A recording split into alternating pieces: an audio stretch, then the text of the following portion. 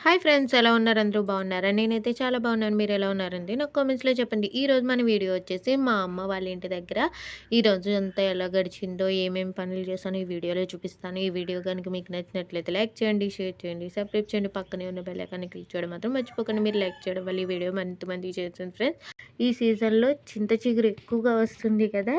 నాన్న అయితే తీసుకొచ్చారు చింత చిగురు పచ్చిరొయ్యలు వండమని చెప్పి. అది ఎలా వండాలో మీకు కూడా షేర్ చేస్తున్నాను. మీ అందరికీ తెలిసే ఉంటుంది. తెలియని వాళ్ళ కోసం షేర్ చేస్తున్నాను. చింత చిగురిని ఇలా నీట్‌గా వాష్ చేసేసి ఒక గిన్నెని పెట్టుకొని ఒక 2 టేబుల్ స్పూన్స్ ఆయిల్ యాడ్ చేసుకొని చింత చిగురుని వేసి ఇలా మగ్గించుకోవాలి. మగ్గిపోతే తక్కువగా అయిపోతుంది. ఇప్పుడు చింత చిగురు చాలా కాస్ట్ ఉందంట. పల్లెటూరుల్లో అయితే చెట్లు అవి ఉంటాయి. మా నాన్నగారు అయితే చెట్టుని కోసుకునే తీసుకొచ్చారు. సిటీస్‌లో అయితే ఇదే చింతకూర రూ. 100 అలా తీసుకుంటున్నారంట. అది ఫ్రై చేసిన చింతకూరని ఒక బౌల్‌లోకి తీసేసుకొని, అదే కడాయిలో కొద్దిగా ఆయిల్ వేసుకొని, సన్నగా కట్ చేసిన ఉల్లిపాయలు, ఒక పచ్చిమిర్చి కట్ చేసి వేసుకొని కొద్దిగా ఫ్రై అయిన తర్వాత నీట్‌గా వాష్ చేసుకున్న పచ్చిరొయ్యలు కూడా వేసుకొని ఫ్రై చేసుకోవాలి. చింత చిగురిని ఇలా మిక్సీ జార్లో వేసుకొని గ్రైండ్ చేసుకోవాలి.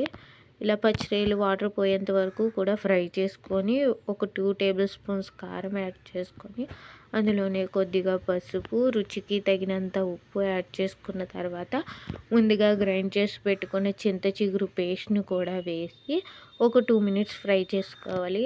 అలానే మా నాన్న ఈరోజు కిల్లీ కూడా తెచ్చారు. అది కూడా వండుతుందమ్మ. కిల్లీ కూడా మన హెల్త్‌కి చాలా మంచిది. బాలింతలకి అది కూడా బ్లడ్ పడుతుందని చెప్పి ఎక్కువగా పెడతారు. మామిడి పళ్ళు వచ్చాయని తీసుకుంది. అప్పుడైతే 3 కేజీలు ఉందన్నారు. ఇప్పుడు రేటు పెరిగిపోయిందంట. 2 కేజీలు 100కి ఇచ్చారు. ఇలా కిల్లీని ముందుగా ఉడకబెట్టుకొని ఉల్లిపాయలు మగ్గించేసుకున్న తర్వాత కిల్లీ ముక్కల్ని వేసేసి ఫ్రై చేసుకొని రోట్లో నూరుకొని మసాలా వేసుకుంటే కర్రీ టేస్ట్ ఇంకా బాగుంటుంది. అందుకని అమ్మ అయితే నూరిచ్చింది. కొన్ని సగ్గుబియ్యం వడియాలు పెడదామని సగ్గుబియ్యం అయితే నానబెట్టి వడియాలు పెడుతున్నాను. చింత చిగురు పచ్చిరొయ్యల కూర అయితే ఫైనల్గా ఇలా ఉంది. కర్రీ టేస్ట్ చాలా బాగుంటుంది, పుల్ల పుల్లగా. చింత చిగురు పప్పు కూడా బాగుంటుంది. కిల్లీ కూర చూడడానికి ఇలా ఉంటుంది కానీ రుచి చాలా బాగుంటుంది. వడియాలకు కూడా ఇలా ఉడికించేసి చల్లారనిస్తున్నాను. సగ్గుబియ్యం వడియాలు చల్లారిన తర్వాతే కవర్ మీద పెట్టుకోవాలి. క్లాత్ మీద పెట్టుకుంటే సగ్గుబియ్యం వడియాలు అంత బాగా రావు. ఆ తర్వాత నేను నాన్ వెజ్ తిందని దోసకాయ పచ్చడి చేసుకుంటున్నాను. అమ్మ అయితే వడియాలు పెడుతుంది. నేను కూడా పెడదామని వచ్చాను. పిండి ఎంతో లేదు కదా, నేను పెట్టేస్తానులే అని చెప్పేసి అమ్మ అయితే పెట్టేస్తుంది. నేను రైస్ అది చూసుకుంటున్నాను.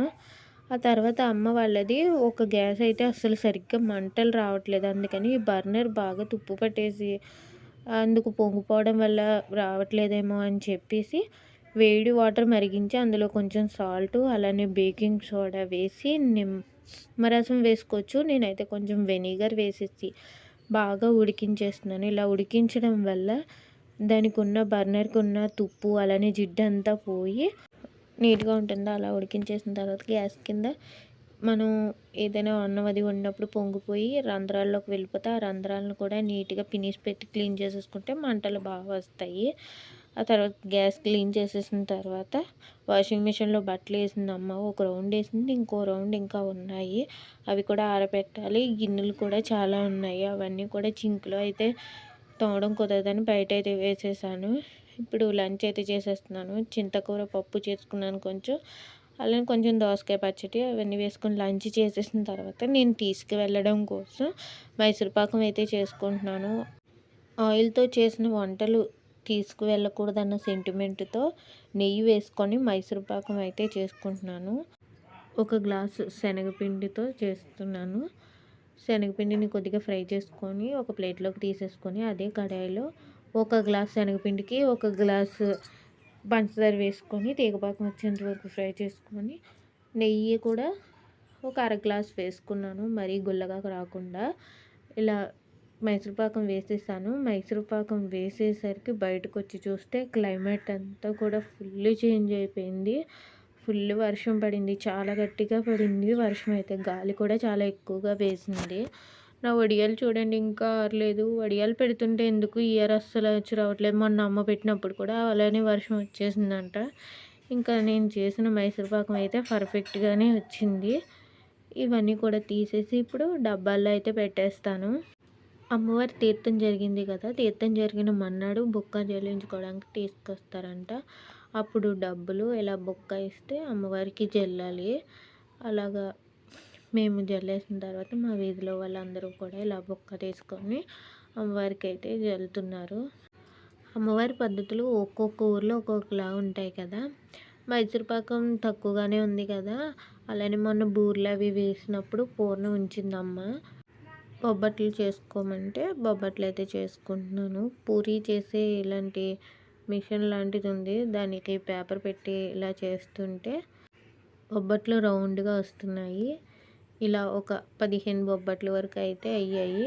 ఇంకా బొబ్బట్లు అది చేసేసిన తర్వాత టిఫిన్ కింద మినపట్టు వేసుకొని కొద్దిగా చట్నీ అలానే కోరుడు పచ్చడి వేసుకొని టిఫిన్ అయితే కంప్లీట్ చేసినాను. Thank you for watching.